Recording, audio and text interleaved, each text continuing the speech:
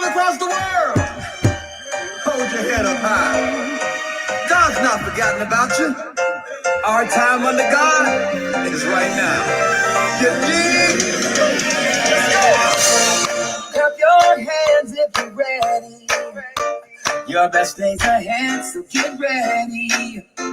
What you've been through only prepares you for where you are going to. So don't live like what you've been through. Brought you too far not to bless you. Don't hesitate, give God praise, because He's always looking out for you. Our time under God is right now. Hey. His plans for my life are right now. All things in my life are working out. Well, good evening, folks. Good evening. This is Pastor Robert Johnson back with you on this 19th day of May. And that was just a tidbit of a song written by Minister Ray Beatty, who is the youth pastor at Windsor Village United Methodist Church. He wrote that song. It is an amazing song called Our Time Under God Is Right Now. Ray blessed us. He came to speak here at St. Mark about 3 years ago, came and ministered that song, and just people with his bubbly, energetic personality. The people of St. Mark just fell in love with him. And you all don't see her yet. Dr. Shana Mashego is here with us tonight. You'll see her face in a minute, but she's gonna get a big laugh out of this. He was so effervescent and so charismatic that I literally thought that St. Mark was gonna vote to send me back to Texas and keep Ray here. He was that amazing. He was amazing. He is an amazing human being. He really is just always super positive. So Ray, thank you for letting us play that song tonight. We don't own the rights to that song. We do play that song with permission from the artists. And we do have a CCLI license to stream music through our broadcast. Well, welcome for this 19-day May 19th broadcast of Ignite. We're back to have another conversation about relationships. My list of the top 12 biblical rules for relationships. And let me be very clear. This is my list. This is not the definitive list. You might have your own list. You will create your, as a matter of fact, I encourage you to, as you explore the holy writ, to develop your own list and let it be your list so that it can be something you own and that you live by. But this is my list and we're exploring that. And I'm so glad and delighted to have this wonderful panelist of people on with me tonight. By the way, we're going to close. Karen Zeller-Sevier did a recording for us of a song that's a blessing taken based on the blessing taken from the book of Numbers. And we're going to play that at the end. And I want you to be still here with us when we do that so you can receive that blessing. But I want to bring on tonight, first of all, our co-host for tonight and on every Wednesday night is Pastor Yolanda Oliver. Good evening, Pastor Oliver. Good evening. How are you? And from the St. Mark community, one of our young adults who's with us tonight, Quante Robinson. Good evening, Quante. Hello, hello, hello. And then my good friend, the Quiet Rebel, who, and I'm going to let her tell you some about what she does in just a second, is Tracy J, the Quiet Rebel. Hello, Tracy. Hello, everybody. And the brilliant, as you all, Dr. Shana Mashego, my dear friend, and so smart, so gifted. When we came back and did the 12 rules 3 weeks ago, I noticed that a lot of people were like saying, how can I get that? Make sure I don't miss the broadcast. I missed it. How can I watch it? And I was like, man, wow, like my popularity is growing. And then finally, a friend of mine in Jackson, Mississippi said, no, I like Dr. Shana Mashego. And I'm like, okay, whatever. Okay, whatever. I'll take it. I think I see two more. Who is that? Okay, can you add those people for me, Pastor Yolanda? My screen is restricted for some reason. Our good friend and co-host on Wednesday nights, Brother Kai Green, my fraternity brother, minister of the gospel, technology wizard, creative genius.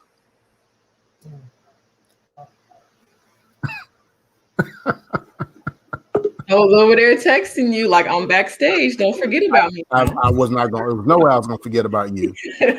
Another one of our young adults we're so proud of. She just graduated from Wichita State University. Samaria Powell, congratulations, daughter.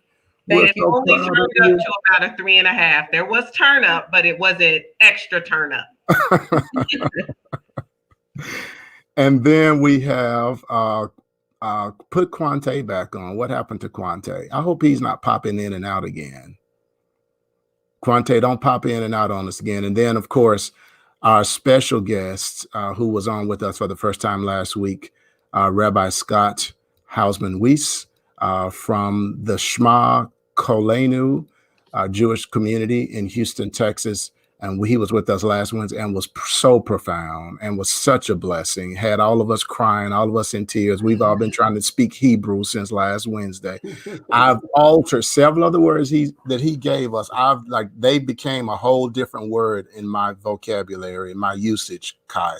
So like Aika, and I've been saying Aika. Somewhere after Wednesday, around Friday, it turned to Aika. If we had gone another week, it'd have been Jamaica. So, but it would have just evolved here.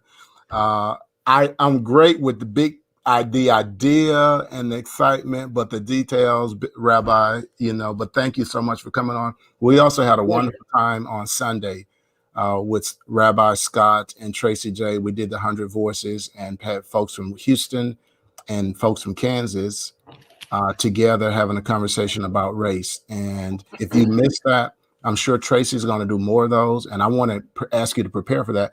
I think the folks who decided to actually participate were surprised, because when you say that kind of conversation, people have that in their mind, what that looks like.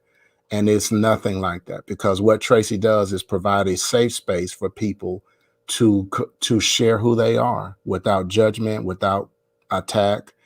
And then what happens is, in the process, the key for me is that when we talk about building relationships, that listening is more important than talking. Now, that does not mean a lot of people take that to mean is that they try to silence some voices in a community. And we definitely don't mean people being silent, but it means learning to listen to other people's story. Martin Luther King Jr. says, we fear each other because we don't know each other, and we don't know each other because we don't communicate. And so I stand on that. So Tracy, thank you so much for that wonderful event. Thank all of you all for coming on. I'm so excited about tonight's conversation. So I want to start out, and I want to actually go through the lists of the 12 rules. So those of you, we're not going to talk about all of these. We're going to focus on forgiveness tonight. So if you're listening, tag some folks, start a watch party. If you struggle with forgiveness, if like that concept is something that like you can't, maybe your mind can grasp it, but your heart can't. Wow, I'm so glad I said that, because there are so many issues that even when our minds grasp them, that doesn't mean that our hearts do. And so we struggle with that. And I know forgiveness is a big issue. And here's the thing about forgiveness. When you say that, some people will immediately say, oh, I have no problem with that. But what they really mean is the people that I have in mind right now, I don't have a problem with forgiving them. But if you keep digging, you will eventually run across somebody that they are struggling to forgive. It is a human.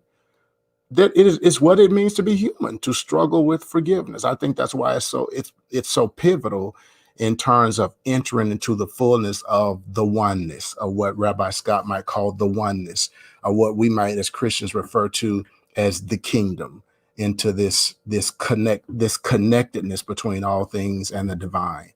And so one of the things that makes that difficult, that puts a barrier for us in that, is that we're not able to forgive. So I want to go through the list first, if that's okay.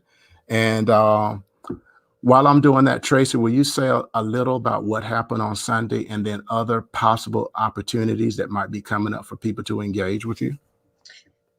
Sure. So again, I just want to say thank you to Congregation Shema Kulenu and to the St. Mark family that joined together on Sunday.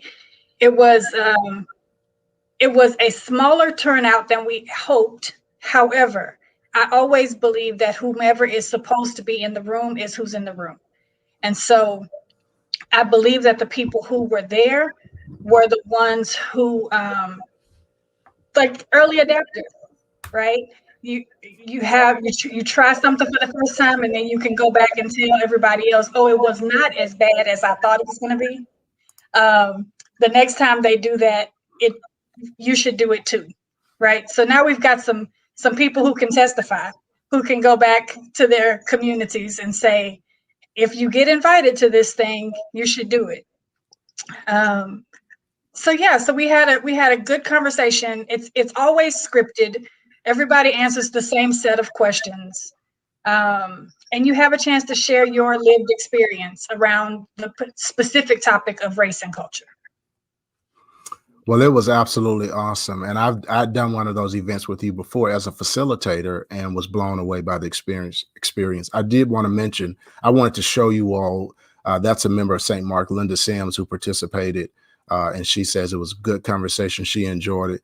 So proud of you, Linda. Linda is just growing and just as in a new season. She's just, it's so not very often that you get, sometimes we get to see people's like immediate transformation when they have this kind of new birth experience.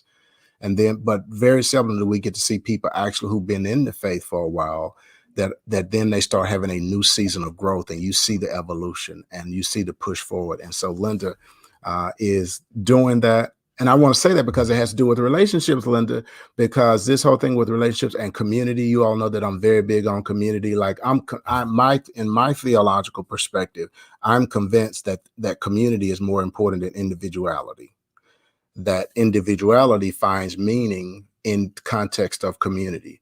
And that if you want to see people, when people are broken or hurting or dysfunctional, it comes out of a broken community. If someone is broken and dysfunctional, the quickest way to get them towards healing is to connect them with healthy community. So Linda Sims, and I don't think I'm sharing anything she wouldn't want me to say. Linda and I struggled with the whole thing because Linda was more like, I kind of do my own thing. I kind of do my own prayers. I kind of do my own thing. And I kept saying, no, Linda, you got to do community. But she has experienced that and has embraced that. And now even on her social media outlet, she's celebrating the importance of relationships and connectivity and community. So Linda, kudos to you and thank you for joining the conversation. I look forward to a day. I think it would be awesome at some point to have Tracy J, Dr. Shana, and Rabbi Scott and Kyron to do a deal together where they bring their gifts together. Dr. Shana does the anthropological historical piece. Rabbi Scott roots us in a richer, deeper, broader perspective on the Judeo-Christian heritage. And then Tracy J is learning and mastering the art of facilitating positive, healthy, productive conversations. And then Kai brings in that passion and that understanding of young adults and their lingo, their experience. So that would be amazing. I want to encourage that. So here are my rules, folks. We're not going to post. Maybe Pastor Yolanda may get a chance to type them in, but if not, you may want to take notes. So my rules are, number one, love God with all your heart, soul, mind, and strength. And love your neighbor as you love yourself. And I call it the Holy Trinity: loving God, loving neighbor, and loving yourself, and that you can't separate them. They go together. And so we won't go back through that. Then number two for me is forgive. Second most important biblical relationship. Again, this is my list. Create your own and own it, live it. Forgive. Number three is love your enemies. So that's separate. I separate that from is specifically loving your enemies, and what that Jesus talks about that in different places in the text. So and the rest, as well as the rest of the New Testament, speaks of that. The golden rule, which is do unto others as you would have others do unto you. Number five is the boomerang, what I call the boomerang rule, which is from Galatians chapter 6, verse 7, that says, be not deceived, God is not mocked. Whatever a person sows, that shall they also reap. In my childhood, Tracy J, the old folks used to say, be careful how you treat people. What goes around comes around. And so I knew it that way before I knew it the scriptural way.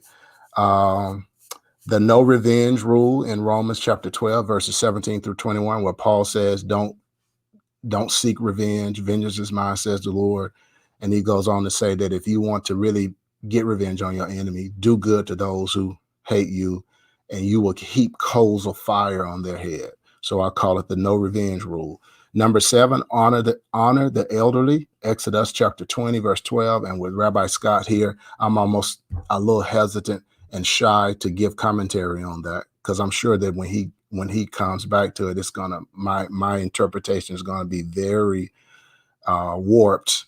But I was taught this in theology school, and then I've embraced this that has been interpreted by Christians as a reference to parents, but that law has to do with how we care for the elderly in a community, to, like, as when people age, don't desert them, don't turn your backs on them, to continue to care for them. Number 8, be grateful.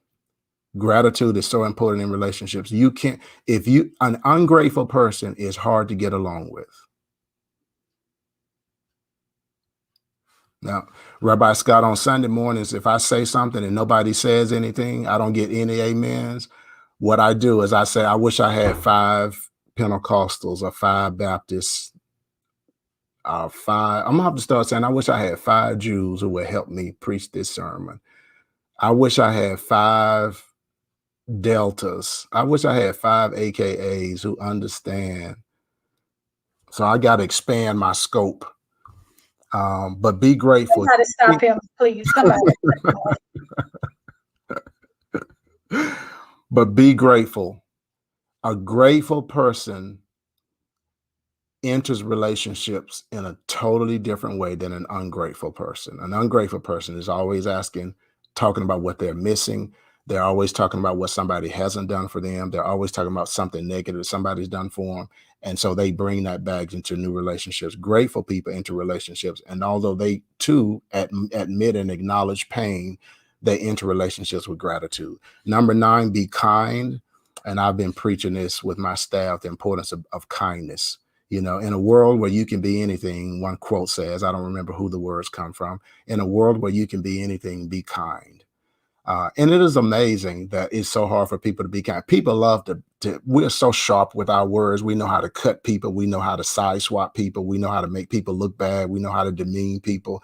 And we'll do all of that. But it's so hard to get people to be kind. Number 10, be generous towards others. Number 11, be a servant at all times. And number 12, draw appropriate boundaries. And when I say draw appropriate boundaries, you have to define for yourself where your boundaries are weak. So for me, one of the things that I've had to learn is, maybe it was because I grew up, I don't know if it was my childhood upbringing or what, but for most of my adult life, I'm just turned 55 a couple of weeks ago. But for most of my adult life, I have felt a sense of responsibility for other people's state of emotional state. So if somebody was sad around me, I took it on as it was my responsibility to cheer them up. If somebody was depressed, I felt it was my responsibility to undepress them. If somebody was whatever their emotions were, and I've had to learn how to say that I'm not responsible for other people's emotions, and I have to rehearse it. I'm not responsible for other people's emotions. It would keep me from wanting to be engaged in conflict. It would keep me from speaking certain truths, because it was like I felt responsible for how that person might respond emotionally to my truth. And so I'm learning to draw that boundary. All right, so that's my list, but I want to talk about forgiveness. Before you talk about forgiveness, could I just piggyback on the end of your number 12? Yes. And just also add that other people are not responsible for ours either. That's right. Like, you know, that's a two-way thing. We can't hold other people accountable for our emotions. Absolutely. We have to own our emotions as well as our behavior. But I think it begins a lot of times with emotions. And, I said on Sunday that, and this is something I'm studying, reading on, still learning about, but I've kind of come to a semi-conclusion that I think most of us learn how to relate to other people through either manipulation, intimidation, or domination. That we don't know how to freely and with vulnerability, what Brene Brown would call vulnerability, the strength and beauty of vulnerability, learning to be vulnerable with others and not feeling the need to hide or protect or dumb. And so most of us learn how to intimidate, how to manipulate, or how to dominate. And so part of what happens, hopefully when we get healed and we learn to love, is that we learn to take the risk of relationship without needing to use those witch tools of witchcraft is what they really are. Is learning to open, to enter into relationship without having to do those things. So yes. All right. So just about forgiveness. So the text on forgiveness is Matthew chapter 5, verses 43 through 48. And let me just read that, and then we're going to start our full-blown conversation. So Matthew chapter 5, verses 43 through 48.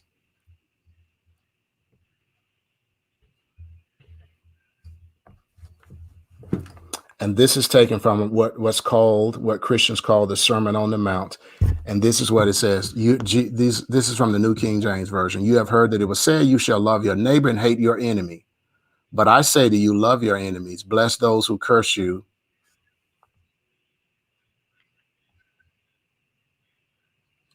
That's not the passage I want to read. That the passage I want to read is actually chapter 6. It's chapter 6, beginning with verse 8. Beginning with verse 9, Jesus says, in this manner, therefore, pray, our Father in heaven, hallowed be your name, your kingdom come, your will be done on earth as it is in heaven. Give us this day our daily bread, and forgive us our debts as we forgive our debtors. And lead us not into temptation, but deliver us from the evil one. And then he gives interpretation. When he finishes that model prayer, this is the only interpretation he gives to that prayer. For if you forgive men their trespasses, your heavenly Father will also forgive you. But if you do not forgive men their trespasses, neither will your Father forgive your trespasses. So what Jesus does, he's done this essential teaching on the kingdom, and he places forgiveness at the heartbeat as the hinge of the whole thing. So you'll notice that it goes through, and everything else is asking, what will God do for us? Hallowed be thy name, thy kingdom come, thy will be done on earth as it is in heaven. Give us this day our daily bread. But then it gets to this part, forgive us our debt. The first time that we're called to pray for something we do is the call to pray for ourselves to be able to forgive. And so he places it at the crux of what it means to live in community and in the kingdom. So let me say one more thing about forgiveness. I want to suggest to you all that most of our emotional hangups in life have to do, in some sense, with the inability to forgive. Number two is I connect, and I can't wait. I want to invite Rabbi Scott into this conversation. When Jesus goes into the temple, Luke chapter 4, he goes into the temple, he reads from Isaiah, and he refers to the acceptable year of the Lord, which year of Jubilee, that I believe. And so there is a connection between this command to forgive and the year of Jubilee, which is when things were people were able to get a new beginning. The third thing I want to refer to is John chapter 20, verses 19 through 23. Jesus does an appearance of the resurrected Jesus. He enters a room, and then the scripture says he breathes on them and says, whoever sins you forgive will be forgiven. Whoever sins you retain will be retained. So to me, it was like Jesus is making a connection between the embrace of the Holy Spirit and the action of forgiveness. Final thing, and then forgiveness. I want to suggest to you all that forgiveness has a lot less to do with emotions than it has to do with action. Exactly. Yeah. I think that's important. Go ahead, Yolanda. You minister John 20 and 19 extremely well. It's a slap in the face for eternal bondage. If you've never heard it, you do that very well. But I want to piggyback on what you just said, that it has less to do with where you are in your emotions. I think a lot of us, myself included, because I'm working on this forgiveness thing, y'all pray for me. But I think before we even go to the biblical sense, we have to speak from just a practical perspective of what forgiveness isn't. Some people believe that just because you forgive, you forget. Right. And that forgiveness is just, it's not saying that you're forgetting. It's not giving an excuse for the behavior. It's not saying that you actually condone it. It's basically a release. It's And I really think when people realize that I'm not asking you to say that it never occurred, I'm going to validate your lived experience, but I'm allowing you to release it, not for them, but for you. So I really want people to know it's not about forgiving. It's not about forgetting. It's not about excusing. And it's not just about, okay, it never occurred. outstanding. Exactly. So I want to take a moment, and then Rabbi Scott, I'd like for you to come in, and then we're going to ask Dr. Shana, folks, y'all got to get ready for this. We're going to ask Dr. Shana to give some reflections, and Tracy J, on social forgiveness. So when we talk, we'll talk about it from a personal level. We'll begin there, but then we want to talk about what does forgiveness mean in the context of social dynamics. How do we and we want to talk about that. But I want to invite, first of all, I want to get a response from all the panelists. What's your immediate response? And Pastor Yolanda has given hers. What's your immediate response to the concept of forgiveness? Well, Pastor Yolanda, thank you so much for giving such a beautiful explanation of what forgiveness isn't.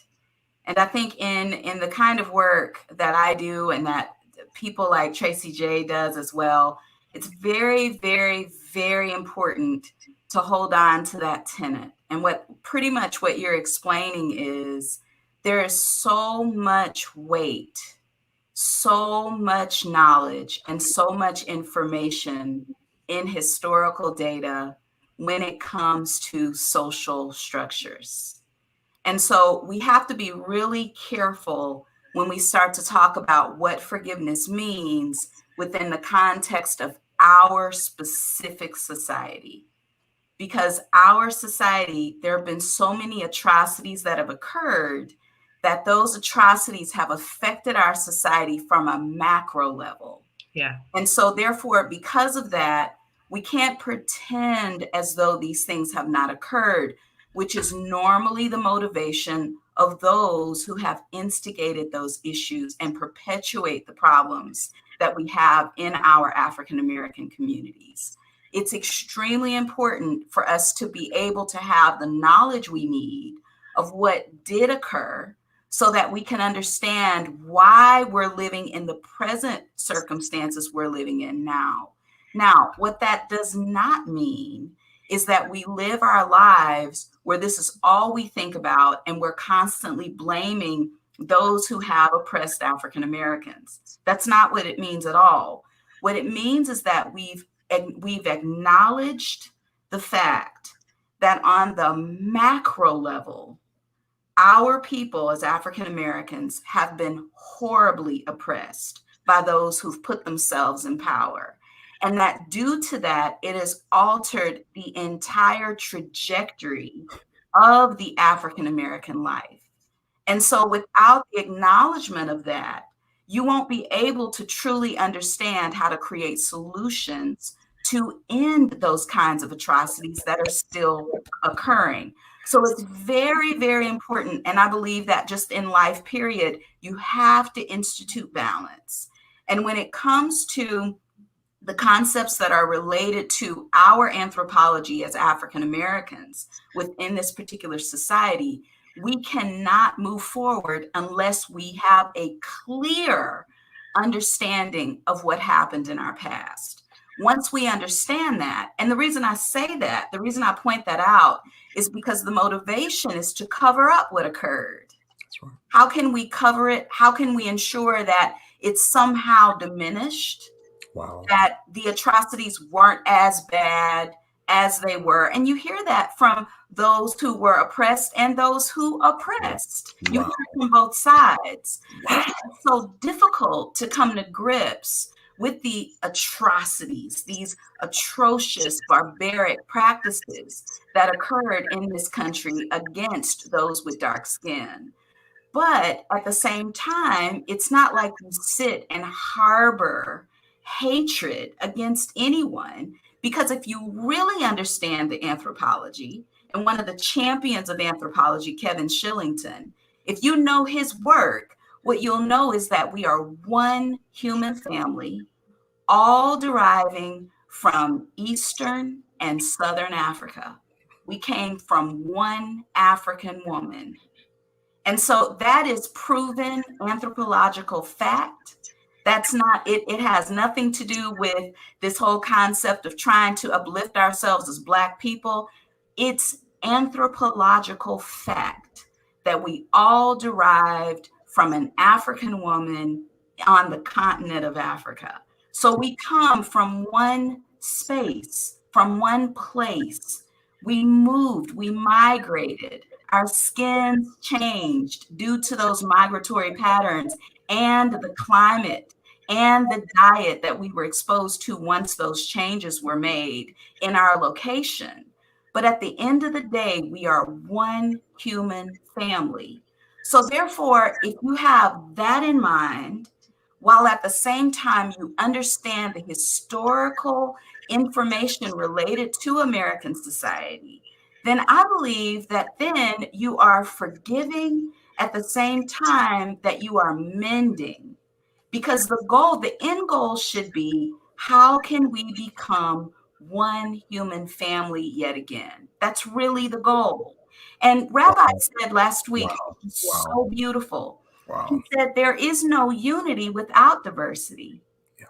If everyone's the same, then there is, what is unity? Yeah. But we have the opportunity to unify due to our diversity, but we cannot unify in ignorance.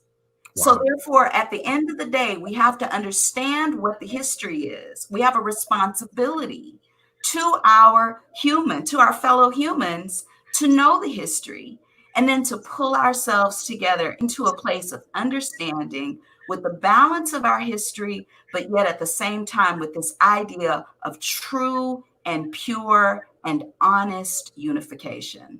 Wow. Wow. And I'll just, before the next person jumps in, I just want to piggyback just for a moment and just talk about, like, so Dr. Shana was talking on a social level in terms of group dynamics, but what if we apply her statement to our personal issues of forgiveness? And she said that, about forgiveness, you have to acknowledge that something happened, right? So you can't forgive what you don't acknowledge. So if somebody has offended you and hurt you and you don't even acknowledge what has happened, then you can't forgive, you can't legitimately forgive it. You can only forgive it if you acknowledge it. Second thing you said, Shana, that was so helpful to me, is that the goal isn't forgiveness. I think so. So she did it on amazing analysis on a social perspective that has huge implications for the personal. That in terms of the goal forgiveness is not the goal. It's a means to the goal of repairing the world, Tikkun Olam, so that we can be one family. That's so when we talk about forgetting. So when people have hurt us individually, that forgiveness is just it's a means to it. So then you have to just know what that end is that you're seeking for, and just understand that forgiveness that's huge. And we're gonna come back to that. I'd like for Quante and Samari to jump in and just real quick and just kind of give your quick first response when you hear the word forgiveness and you think about somebody who's really hurt you or ticked you off. What are you processing? Make it real for us as young adults.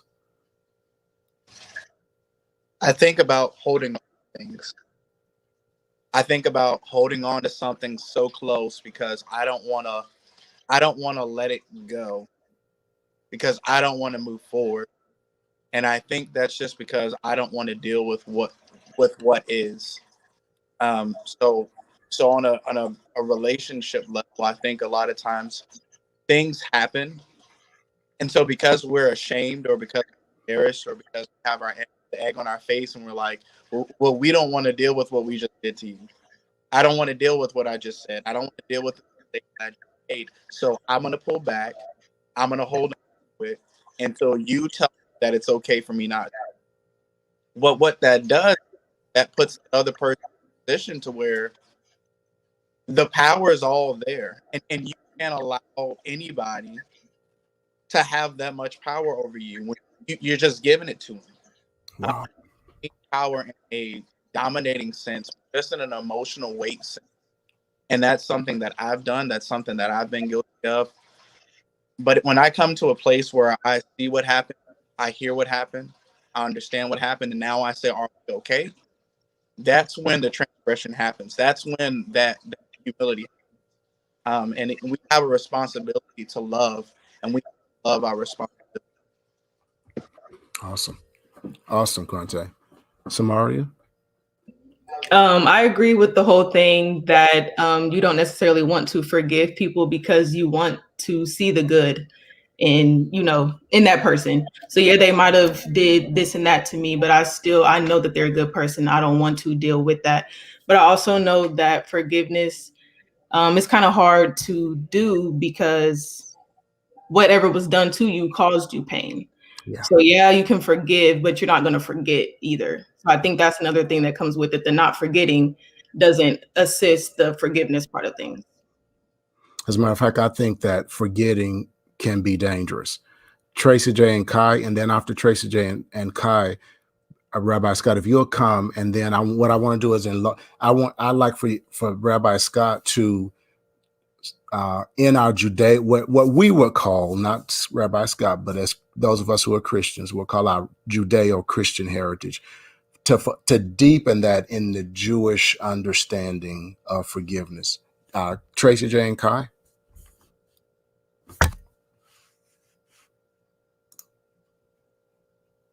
All right. Yes, I want to go back to what Dr. Mashego said, and I think that was the most important part. So when I hear the word forgiveness, it's courage and freedom, right? And for me, I can't remove the faith component of it. So just like she said, it's forgiveness is not to distract, duck, or dodge. It's to face. Wow. Right. So when Christ given his life, the forgiveness that's been extended to us is that it's a type of freedom. Right. And so forgiveness is my way to not being in the narrow. Right. As Rabbi Scott put it last week, it's my way to a broader world. And just like you all said, it's not the target. It's the quill that hits the target. Wow. Right. So so that's what I would encourage people to know, that forgiveness is about facing. It's not about forgetting what happened, minimizing what happened. It's not about ducking, dodging it, or being distracted. It's a sober look at the truth of the world in which we live, and the cognitive, spiritual, emotional, and psychological strength to accept what that is and still push forward in love, harmony, and peace. Great stuff. Love it. Thank you, Kai. I think where I'm struggling, or maybe it's not a struggle, it's just an observation, is that oftentimes when we think about forgiveness, it is the person who has done the harm who expects to dictate when the forgiveness occurs. Wow. Tracy J, repeat that. That is so. And Yolanda, if you will post that. That's huge. I can't wait to interact for that. What you just said, and for Shana, that's going to be huge when the two of y'all interact. But I'm sorry, Tracy. I didn't want us to miss that. Say that again for us one more time. So it's the person who has done the harm that wants to dictate when and how the forgiveness occurs. And Woo! so it's about 25 people shouting at home right now. So, so if we understand forgiveness from a personal, from a global perspective, that it is about us, right? And it is us taking our power back. We are saying this thing does not have the ability to continue to hurt me. That's what forgiveness is for me. Like I'm saying, you no longer hold this power in my life. I'm letting that go. But it does not mean that you are absolved of what has occurred. It does not mean that that I'm whole, that I'm better, that things are okay. That's not what forgiveness doesn't mean any of that. But often when people say, please forgive me, that's what they're anticipating. That's what they're expecting. And so that makes it difficult for us, the person who needs to forgive or who would like to forgive, to be able to do that, because then we're like, no, wait, you don't get to say, you don't get to say when I'm okay, because I'm not okay yet. So wow, Tracy, that's so huge. And so when Jesus talks about forgive, what I always remind myself is that when Jesus called us to forgive, those commands were given in the context of community. And they were given in the context of a community where he was commanding people to forgive, but he was also commanding people to confess and repent. So if we're going to do this thing in community, there are times when all of us, when we need to be in repentance and confession, and there are times when we need to be in the mode of forgiveness. But nobody has the right to dictate to somebody else when they do one or the other without engaging themselves in those disciplines of repentance, confession, and forgiveness. Trace, that is just so. As Rabbi Scott comes, that is so huge. When we offend people, when we have hurt people, when we have offended people, we do not get to dictate when they forgive and what that looks like. That is not, to me, that is an extension of your hurt and the abuse and pain you've caused somebody, is to hurt somebody and then tell them how fast they have to forgive you. So that's such a rich point. Honestly, Get over it. Why are you always bringing up old stuff? Yeah, there it is, Yolanda. That's the way it comes out. That's the way it comes out. That's right. Rabbi.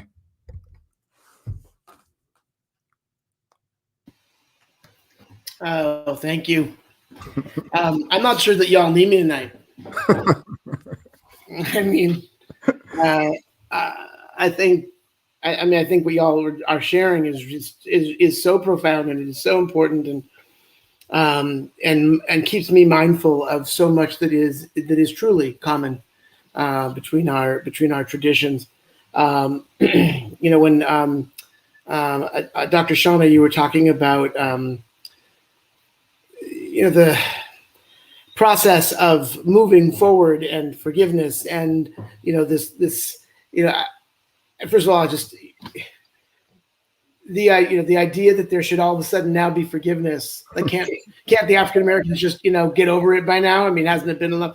I mean, it's and it's not about the time, right? It's about the lack of ownership, right? And even the denial, which Shana, you were talking about, that I think really rung so true to me, because one of the greatest confounding things as a Jew in the world is the Holocaust denial. Yeah. The billions and billions of dollars that have been invested in, and it's it's confounding, because it's literally like someone saying, the stars. I mean, the sun's in the sky, and someone saying, no, that's the moon. I mean, it's and so it's, where do you even begin in that conversation? And so so much of what you said rings true. What I wanted to start with is just a few teachings that Judaism offers with regard to the concept of forgiveness. Probably one of the most profoundly impactful teachings in Jewish tradition comes from a rabbi whose name was Moses Maimonides, or Rambam, which stood for Rabbi Moses ben Maimon. Anyway, he was one of the most important Jewish leaders, philosophers in the history of the Jewish people. And he established what we call the sort of 4 steps of forgiveness. That this is how one seeks forgiveness the proper way. And the first step is admission. Wow. The first step is owning up and being willing to say to yourself, and especially to the one you harmed or the ones you've harmed, this is what I did. And it's very difficult to even get moving if you can't get to that first step. The second piece is actually the apology. And I'm sorry, and I wish it could have been better. I could have been better. I wish it could have been different. The third step, and this is just a key piece, is what he identifies as restitution. Right? That, okay, I wronged you. I stole $20 from you. Here's 22. Whatever it is. We all know that there's plenty of transgressions against people that can't be. There's no restitution for. But an effort can be made, at least to the greatest extent possible. And then only once these three steps have been done can one then go back to the person he wronged or she wronged and truly ask for forgiveness.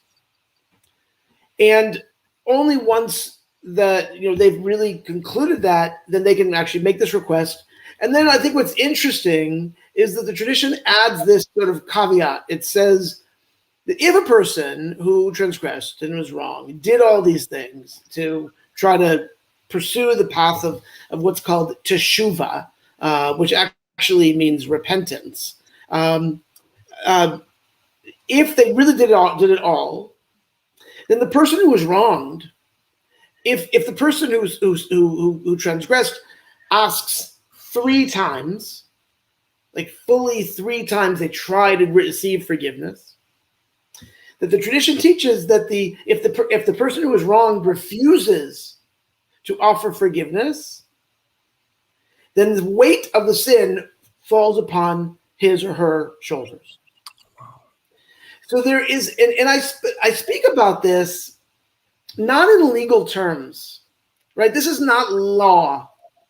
This is philosophy. It's about human interaction, about human encounter. So because I was sharing with Robert that I had an experience once where I was teaching about this to a group of Christian teens, and they were asking me questions. And one of the questions was, well, but what happens if they aren't forgiven? Like, what happens if they can't seek? What happens if they, if they killed someone, God forbid, or they did some real damage that, And I said, in Jewish tradition, it's possible that one dies without having full restitution and forgiveness, which was it was a difficult thing to say, and it was, I know, a very difficult thing to hear. But again, I bring that up because for me, these are philosophical principles. They're ways of understanding the world that really brings us back to this issue of you can't just offer forgiveness willy-nilly. Or at least forgiveness that means anything, right? Unless there's some kind of, forgiveness like this, the way Tracy was sort of alluding to, like forgiveness like that would literally let the other person, off the hook, right? Or at least be able to build a new relationship with that person. A couple other things I wanted to just share with you from the tradition is this really beautiful teaching. So there, in Jewish tradition, in Jewish law, there are different levels of sins, right? Some are everyday sins, and some are worse, and some are really awful, right? And when on Yom Kippur, the Jewish holiday of Day of Atonement, which is a day of fasting, a day of meditation, a day of reflection. On that day, we say a prayer, which basically goes, it goes al chet shechatzanu lefanecha, for the sin. Chet, and doesn't have anything to do with the word hate. It just sounds like it. Chet is an everyday sin. It's gossip. It's losing one's temper. It's driving too fast. It's not, whatever, anything like that. And when we offer these prayers, and it's a whole series of acrostics where we start with A and go all the way through Z, Aleph, all the way through Taf, and we go through all of those prayers, all of those requests for forgiveness are offered in the first person plural. So it's always the sin we have committed, the sin of, and you fill in the blank. And it's Heschel. I think Pastor Johnson mentioned Heschel last week. Heschel taught this beautiful teaching of in a free society, not everyone is guilty, but all are responsible. Wow. Right? And so it's this idea that we're in this together. And if we didn't commit the sin, we may very well have contributed to a society that allowed the sin to take place. And so then I want to just pull back for a second. So the Hebrew chatanu means we sinned. However, there are personal prayers where we say chatati, which literally means I sinned. But that word, and this is really sort of getting into like the weeds of Hebrew, so forgive me, but the word the word chait also is, interestingly, what an archer says, right? Who's shooting a bow and shooting an arrow with a bow. When an archer misses the target, he says chatati, meaning I missed the mark. And so there's this generousness of we are all human and we mess up. And in our everyday basic transgressions, when we miss the target, it's okay. We screwed up. We missed the target. Then what's so beautiful is the teshuvah, repentance, comes from the Hebrew word to turn. The idea being that if I want to do better next time, I don't have to turn entirely 180 degrees and change everything about my life. I just have to shift my orientation a little bit, right? Because if we move just a little bit, in the long run, that arrow goes, right, really far. And so there's both in Jewish tradition this demand that you got to own up to what you've done. And you have to make restitution in order to be square with another person, right? In order to be able to be back one-on-one with them.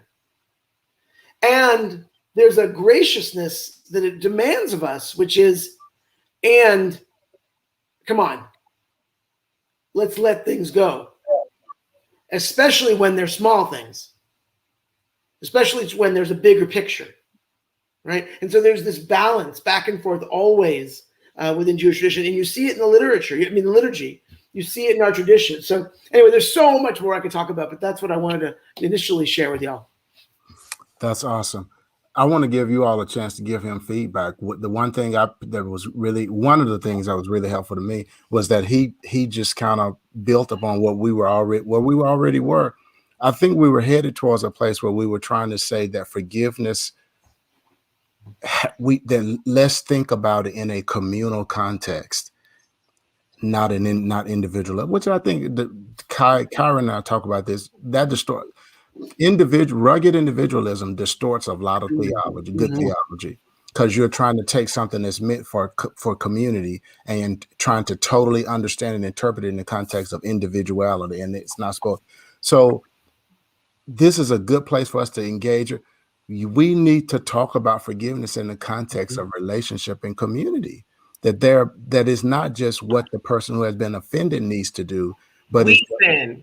Yes, we sinned.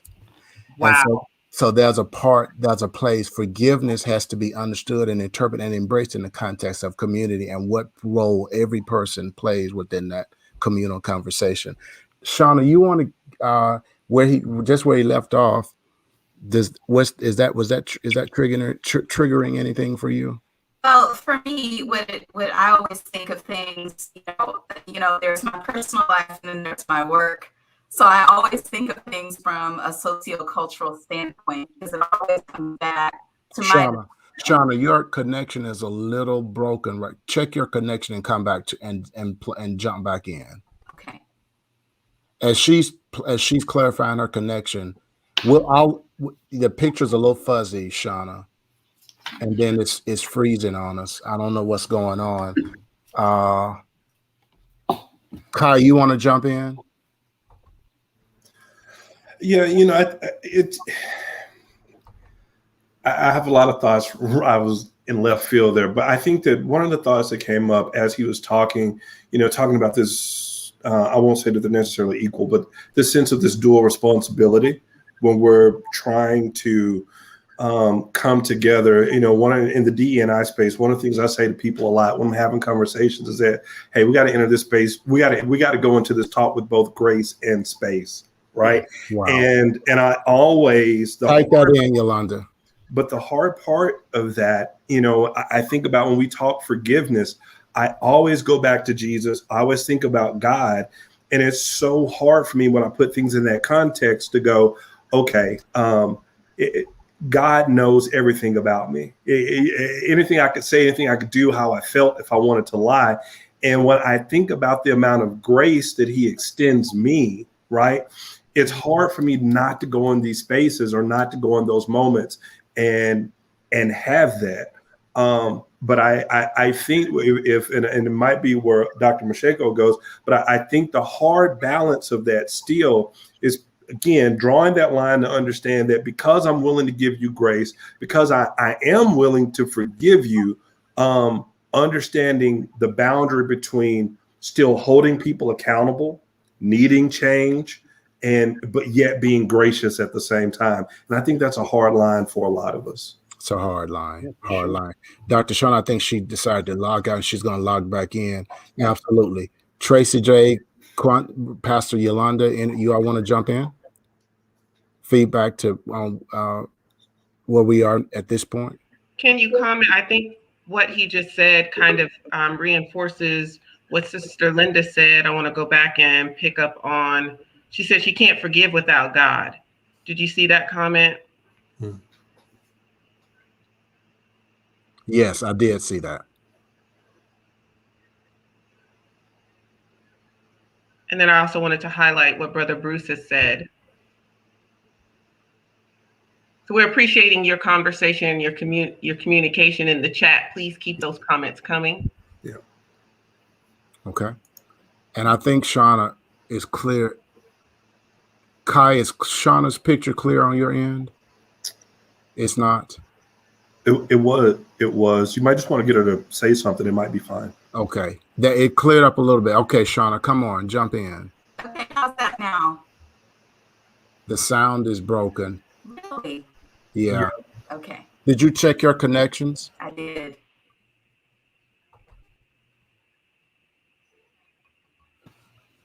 Okay. While we're waiting for her to come back, TJ. Robert, I'd love to. There's a poem that I yes set aside. That this is actually a poem. It's called "Prayer Before the Prayer," and it's from a book that I really love called "The Book of Forgiving," and it's by Bishop Desmond Tutu. And he writes in the context of being a child who suffered under apartheid in South Africa, and the stories he shares are truly, just awful. And yet the book is about the book of forgiving. And it goes like this. I want to be willing to forgive, but I dare not ask for the will to forgive in case you give it to me, and I am not yet ready. Wow. I am not yet ready for my heart to soften. I am not yet ready to be vulnerable again. Not yet ready to see that there is humanity in my tormentor's eyes, or that the one who hurt me may also have cried. I am not yet ready for the journey.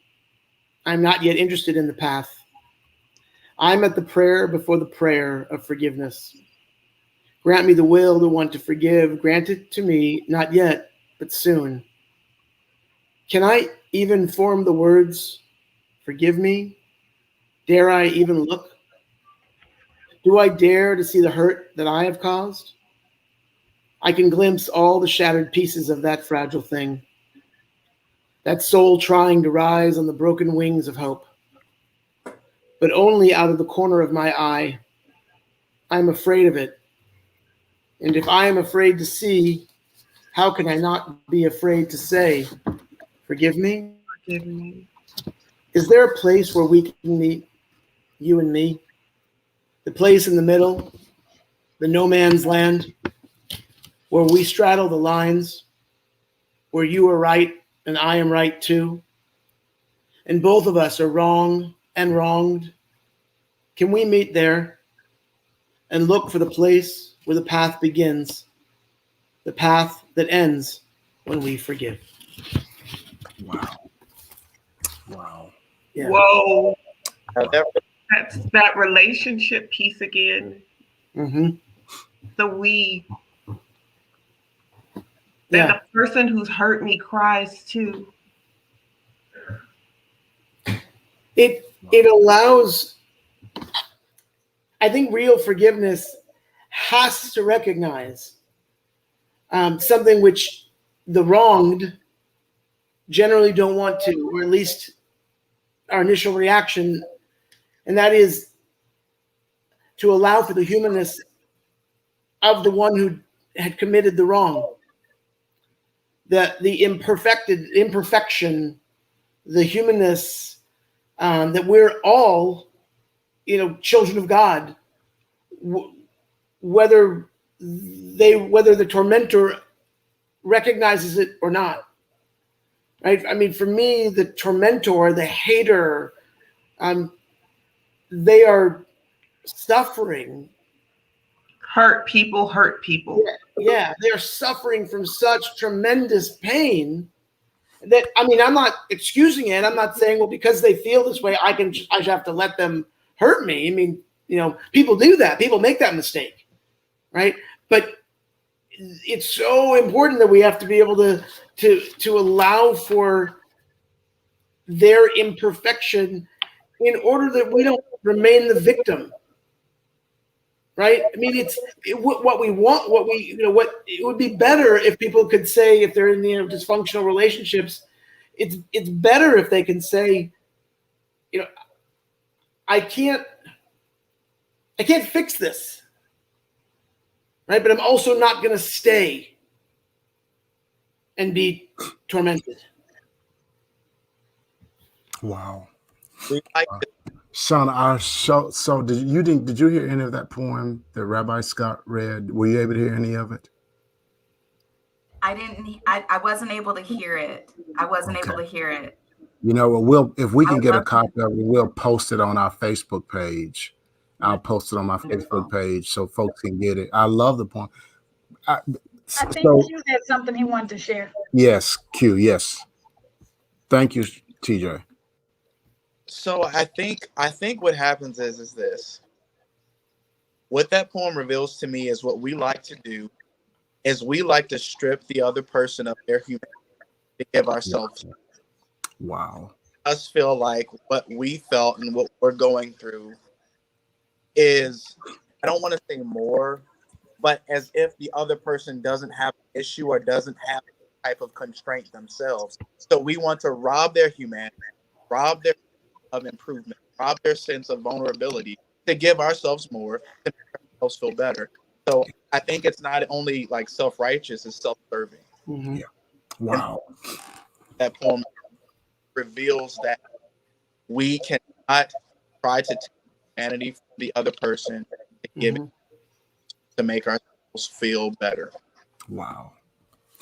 Wow. That is so profound. I love your phrase that in the process of working through hurts and offenses, we like to strip the other person of their humanity, which then gives us, one-upmanship, places us over them in some kind of way. And the poem brings that out. I like that the fact that the poem does not cover our humanity with religious stuff, surface stuff. Like at the end of the day, we can quote scripture, we can talk about what we, but at the end of the day, that you got to own your pain in order to legitimately face it and forgive it. And I think so many times, just like I was sharing with Pastor Yolanda in a conversation yesterday, that we the church offer people new birth without taking them through the process of death. That you can't have a new birth, a rebirth, if you don't deal with the death.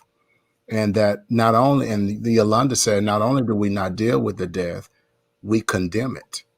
So when people come in with their death, we condemn them rather than walking them through it and leading them to new birth. Shana, come on and jump in. I think we're good now.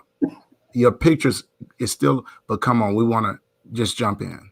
By the way, there's a link to that poem for those who want to get that, and we'll post it on our Facebook page as well. Can you hear me okay now? Yeah, we can hear you well. And now we can. Okay, good.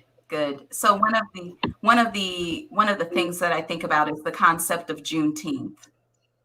Okay, and so Juneteenth is in my mind a very controversial holiday because it speaks to, in my head, it speaks to the sickness that develops out of man's inhumanity to another. Is the celebration of when the federal troops arrived in Galveston, Texas in 1865 to take control of the state and ensure that all enslaved people were to be freed. The troops' arrival came a full 2.5 years after the signing of the Emancipation Proclamation, which freed the slaves. But it was 2.5 years after the official document was signed to free the slaves. So there's something very wrong in my head with the way that Juneteenth is celebrated in so many instances without a full knowledge of the fact that it was a complete misguided concept related to those who were sent to proclaim freedom to the slaves who had been enslaved in the United States since the 1500s. And so at the end of the day, when you start to look and uncover these kinds of things, and you see how over and over again this type of thing occurs, where those who have oppressed have put those who are oppressed in a position where, just as Tracy J. said, where the oppressor determines when forgiveness occurs. The oppressor decides that forgiveness should be in effect. When over and over again, it's proven that there's never been a clear acknowledgement of the fullness of the atrocity. So then how can I move to a place of complete forgiveness if I don't even understand what I'm forgiving you for? And also, if you don't necessarily feel that there's a reason why you should be forgiven, because in a lot of cases, those who are descendants of those who were slave owners in this country, those who have white privilege, those who sit inside of their whiteness, feel that they are not responsible, even though they live in a world that gives them privilege that they have not earned, but that they have inherited. So at the end of the day, the problem is so giant in that there has to be, just as the rabbi said earlier, there has to be a clear acknowledgement. Without information, there can be no clear acknowledgement. But there's just this continuous perpetuation of the idea of how can we just move past this? Let's just all decide that we're going to use Juneteenth as a way to celebrate African-American culture in our country. I have a big problem with that because the entire concept is fallible. It sits on top of a foundation of ignorance in regard to what exactly are you celebrating? Are you celebrating the fact that these people were still enslaved for another 2.5 years after they were officially freed? What exactly are you celebrating? So at the end of the day, it comes down to this balance that I spoke to earlier. And that balance comes from having a clear understanding of the information related to the historical fact, related to the historical data, so that you understand what we're actually forgiving for. Then we can all get to a place of true and sincere unity once we understand why the forgiveness should be in place in the first place. What happened to garner the forgiveness? And how can we receive clarity on that? Wow. Wow. Tracy J. Great stuff, Shana. Great stuff. Great stuff. I like to hear Tracy J respond to Shana and Bishop and Rabbi Scott. So what's rising up for me first is that I'm a Texan, right? I live in Texas. I've always lived in Texas, and Juneteenth has always been a thing for us. And it's not because we don't know that we got the news late. I've always looked at it as a celebration of like a finally, like we're celebrating the finally of being free. It's not really like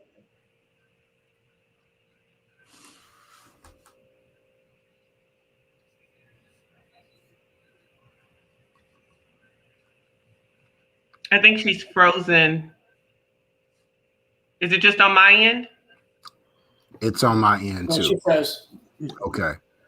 Kai, you want to jump in? Samaria, Kai, y'all want to jump? Pastor Yolanda, y'all want to jump in? And then when Tracy J comes back, she can pick Yeah. up. Yeah, I guess what I would add real quick, again, back that idea, because I like it so much. Again, that whole process of what it means to go through forgiveness, that idea of reconciliation, and understanding that just because, what am I trying to say? Like, forgiveness is not a light switch. There you go. It's it's a trajectory. When we decide that we want to forgive, we then engage in this process, or we're open to something different. We're open to moving past offense to reconciliation. But I want to take a moment just to focus on the other side of the coin, to ask the question that, number one, in the sense that we have offended someone, just really asking ourselves the tough question, like, what am I willing to admit? What am I willing to do to move this relationship or move this experience, again, from offense to reconciliation? So whoever is hearing this, or as we're talking about this, I think that's one of the big things that we can all walk away with, is understanding that when it comes to forgiveness, we're not always in the victim seat.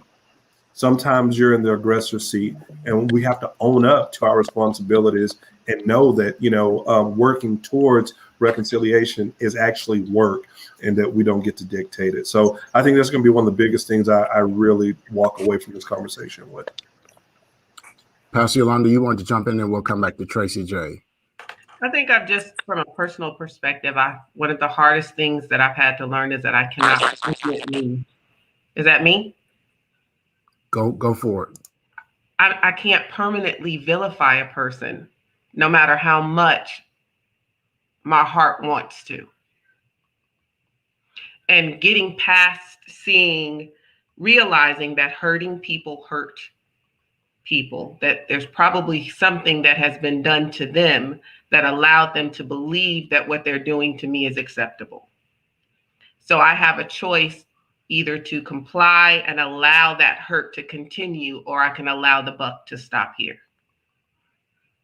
And most people aren't comfortable with putting a knife in your back and allowing you to wrap your arms around them. Then they begin to mistrust you. Does she not know that I just stabbed her? So as I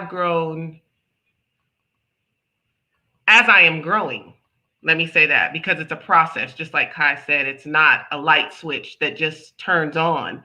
As I've learned to forgive, I've learned to forgive myself.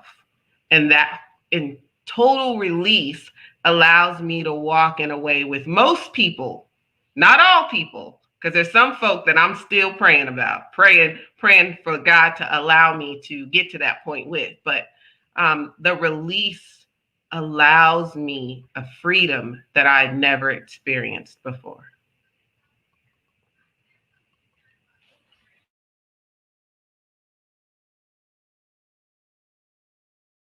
Pick up, and then Tracy J, I'm coming back to you. I want to tie together something that I'm hearing Kai, Yolanda, and Shana say, Dr. Shana say. Forgiveness has to be rooted in truth. It has to be rooted, like, and Yolanda, Yes. yes, Yes. yes, it Pastor, has to be. you need to say that again. That You need to forgiveness. say that again. Because it changes the entire conversation. Yeah. Once there is truth and information, once there is, when we start to talk about the work of social unification, you cannot do that kind of arduous work without factual data, without historical fact. You have to be able, that has to be included. And that's where the balance is so unbelievably important, because people, these are humans. The fact says that African Americans in this nation hold much. There's a reason that that is in place in 2021. And so once we get to a place of truth, and truth that's rooted in data and knowledge, and truth that's rooted in the heart work that's required, it's not one or the other, it's both. And once we get to that place, then we can move to reconciliation. So yes, forgiveness has to be rooted in truth. That is beautiful. Thank you for saying that.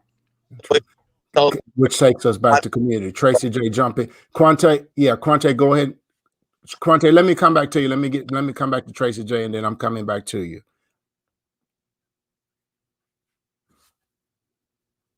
Tracy. Oh, so many things are coming up for me right now. There's these expressions that get floated around sometimes, like you have to be willing to accept the apology that you won't get. Or I think it's Pastor Kirby John has an expression that says not forgiving someone is like drinking poison and expecting the other person to die. Yeah. And I know why people say those things to us, right? Because the lack of forgiveness can kill us, right? Because we carry around all of this anger and hate and frustration, and those things can have an adverse effect on who we are, right? Yeah. But I think when we say that kind of thing to people, that we also forget that this part that we keep coming back to, that the forgiveness has to be tied to something, and it has to be tied to truth. And if you haven't been willing to acknowledge the harm that you've caused, then why should I extend you that olive branch of forgiveness?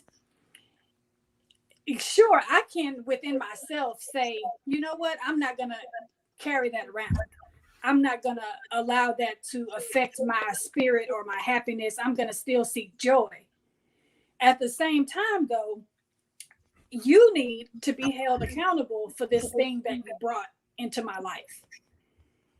And so just throwing around this term forgive, like that's the answer, when there's so many, as Rabbi Scott pointed out, there's all these steps, right? If we look at that in a context, right? Like you need to admit, you need to apologize, you need to create some restitution, right? And then maybe we can talk about this forgiveness piece. But until then, sure, for my own self, for my safety, for my sanity, for my health, sure, I can not hold it, as Q pointed out earlier. I cannot hold it so tight, but also I'm not gonna F with you either. Right. I think it's so important. We almost get to the point where we reframe how important forgiveness is, at least in comparison to other things. In South Africa, post-apartheid, they weren't called the forgiveness commissions, right? They were called the Truth and Reconciliation Commissions. Wow. Right? I mean, Wow. that, and I mean, think about it. South Africa did this. They had, months and months and months of publicly broadcasted testimony of individuals who suffered during apartheid, and they were there for no other reason than to just speak and tell their story to the nation, because that was what was going to be step one before they could move forward, right? And so I don't know if it's because of Judaism or because of Christianity, but forgiveness is held up like such an important value. And maybe it is, but it doesn't mean anything without the truth, right? Without the reconciliation, and here's what we're going to do to make repair. I'd love to just tell a quick biblical story if I have time, or you want me to wait? I think we're having technical difficulty somewhere. I'm getting it in the thread that it's dark for a lot of people. Oh no. I can visually see as I'm looking at myself online, but is that Mrs. Johnson, Mrs. Elmore, if you can still hear my voice, are you able to see?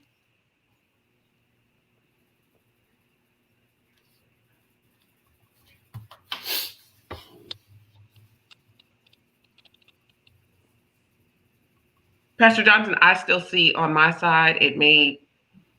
Yeah, me too. Let's continue then. My apologies for interrupting. That's okay. Is this all right if I, Robert? He said yes. Yeah. Okay. I'll try to be very, very brief. Y'all are familiar with the story of the Exodus from Egypt, and which Jews we study each and every year, and we celebrate during Passover. In the book of Exodus, when the Israelites are leaving Egypt, there is a short point where it says that the Israelites took from the Egyptians goods, metals, fabrics, things. And the Midrash, the interpretation of this is that it's some kind of reparations, or some kind of, some suggested it was the Egyptians who were saying, please just leave us so there's not another plague. Please take this and go, whatever it is. But the idea was because God refers to that they will leave with possessions of the Egyptians. And we know this particularly because where do they get all the stuff that they used to build the tabernacle in the desert? Right? Where do they get the gold and the silver? Where do they get right? But then there's this interesting piece that happens in what's called the Midrash, or the broader interpretation of the text. And it says that 1,000 years later, the Egyptians at the time successfully bring the Jews to court. That the Egyptians learn from the Hebrew Bible that these possessions were stolen, quote unquote, stolen from the Egyptian taskmasters. And so 1,000 years later, now they're in court, in a Roman court, and they're demanding that they be that the value of those items be returned to them. But then there's this fantastic set piece, which is this random Jewish man says, "Oh, I'd like to speak," and he says, "Absolutely, for sure, we are happy to return the value, today's value that we received from you 1,000 years ago. Only once you return to us the value of 400 years of slavery, 400 years of free labor that made it possible for you, the country of Egypt, the greatest country in the world at that time, to be so powerful. And it's sort of the conversation ends there. And the Egyptians discover, right? And I'd never seen this text until a couple of years ago when I was writing a sermon about why Jews, white Jews in particular, should be really behind the United States engaging in reparations for African Americans. And I stumbled on this text and I thought, man, they got it. 2,000 years ago, they got it. This is a text that the Torah, the Bible, you can make arguments about when was it written. But the Midrash, we know it was written somewhere between the 1st and the 5th century CE. So in essentially modern, but ancient modern times, they got it. And so it's just going to take a little while, maybe a little while for people to finally get it. But this idea of making restitution, of being made whole through truth, I think is one of the most important pieces of what it means, what forgiveness means. I just want to add to that. I think one of the challenges that we face in America when we talk about, especially this conversation about reparations, is that people tend to think of slavery as something that happened long ago, right, and that there's no survivors left to which to give restitution. And so when we talk about South Africa or we talk about the Holocaust, we can hear from people in modern time whose family or who were directly impacted, right? And we can see footage and we have evidence, right? But because we tend to think that, oh, well, the Emancipation Proclamation came and slavery ended, or we think the soldiers finally came to Texas and told the Texans they were free, that was the end of the problem, when in fact it was the beginning of a new set of problems, and all of which is connected. But because we want to dismiss it as though that was then, it makes to argue the point of reparations. Can I just add a resource? If you want to, if anyone out there needs proof of slave narrative, you can consult a scholar named Edward Baptist. He wrote a book called The Half Has Never Been Told. And the book is based upon the narratives of slaves, their stories, and it pretty much focuses on the stories of the intercontinental transport of African slaves in America.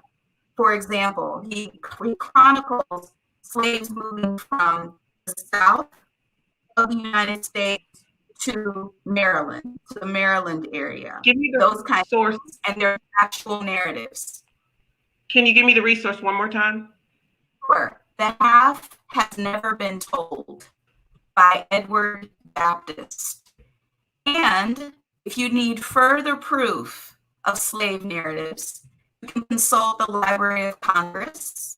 The Library of Congress has an entire catalog of slave narratives, which was a part of a federal program that was enacted post-slavery to receive those narratives and document narratives directly from the mouths of the slaves.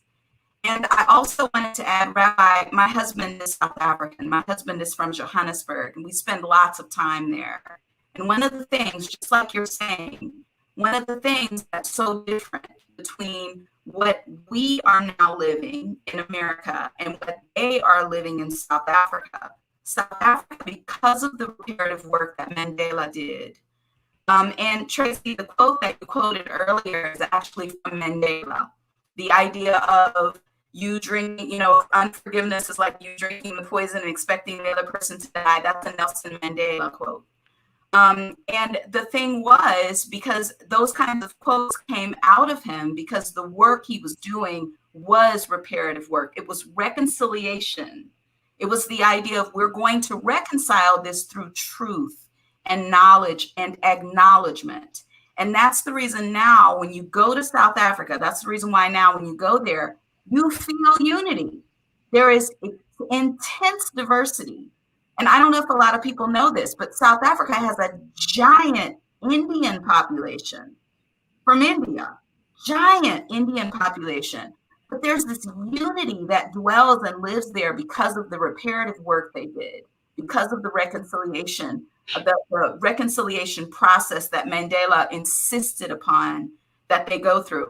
We have not done that work in the United States. And so just like Pastor Johnson said earlier, without the truth, we can't ever really get to a place of true forgiveness. If I can just jump in real quick. Sorry, Pastor Robert. I love it. Because he's muted, we can't hear him. So I just want to take a stick and beat this horse all the way to death. But to go back to where we started in the beginning, I made a comment about how the purpose of forgiveness is to face, not detract. And I want to go back to that because I believe that faith plays such an integral part of helping us to do that. Because as Dr. Mashego said, there's this idea of truth, right? We've got science and we've got history to go and look at. Man, but one of the things that mankind has proven over the time is that we don't like to be shown ourselves. But through our faith, through God, through Jesus Christ, that faith is God telling us, I know you're not big enough by yourself to face this. I know that you don't have all the answers. I know you don't have all the words. I know you can be rude and killers and you can be mean. But when we have Christ, we're able to accept this truth because we understand that truth, it might reflect on a moment of our life. It might reflect on a dark part of our history, but the truth of Christ gives us the hope to pull to the reconciliation of love, to the reconciliation of everything better about our human experience. So when we talk about this in forgiveness, these ideas of through our faith that we learn that we've been forgiven, this forgiveness is from our Savior. This is what gives us the power to be empowered to go be these agents of change, to be these agents of reconciliation. Because when you're free, you're not carrying all of this mess. And to go back to Rabbi Scott, you can leave the narrowness, right? And we get this more abundant experience, right? So forgiveness is so paramount. Our faith, our understanding of our identity through in God and how he made us, how he loves us, that empowers us not only to extend that forgiveness, but to accept the truth that we're worthy of forgiveness as well. We don't have to stay where we are. And I'm done. Horace, that narrowness, you love to stay away from that narrowness. No, don't do that. Pastor Jay, did you go back to Q? I did not, but it's 8:36. Lord help. Q. So we'll have to continue our conversation. We're going to be on the conversation about relationships. I don't know if this team is able to come back together. You all can let me know. If you are, then I will send out a link and re-invite you all for us to continue this conversation about forgiveness. And we can talk about some of the other. You all have the list now, Rabbi. So you all can look at the rest of the list, and then we can come back and finish the conversation. Finish forgiveness and finish the entire conversation and close it out next week. If you all are available, let me know. But that was an amazing closeout, Kai. We won't play the song, so you all will have to tune in next Wednesday so you all can hear this blessing from Karen. Rabbi, I'm going to put you on the spot. And for our closing, you did an amazing thing for us last week and literally sung the blessing over us last week. But is there a blessing, Judaic blessing that you could speak over us and close us out with tonight? And thank you all for coming. Dr. Shana, you are amazing as always. Tracy J, so provocative and creative, such a creative thinker. Samari and Quante, thank you for bringing your young adult perspectives. Y'all hanging here with us. I would just want y'all to hang out with us and move towards your voices are going to be more and more the voices that folks hear and see on Wednesdays.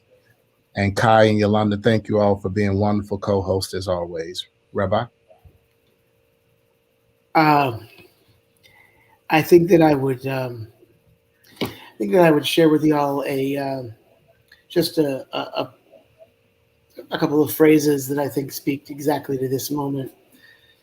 The ancient Rabbi Hillel asked the question, "Im ein ani li mili," if I am not for myself, who will be for me?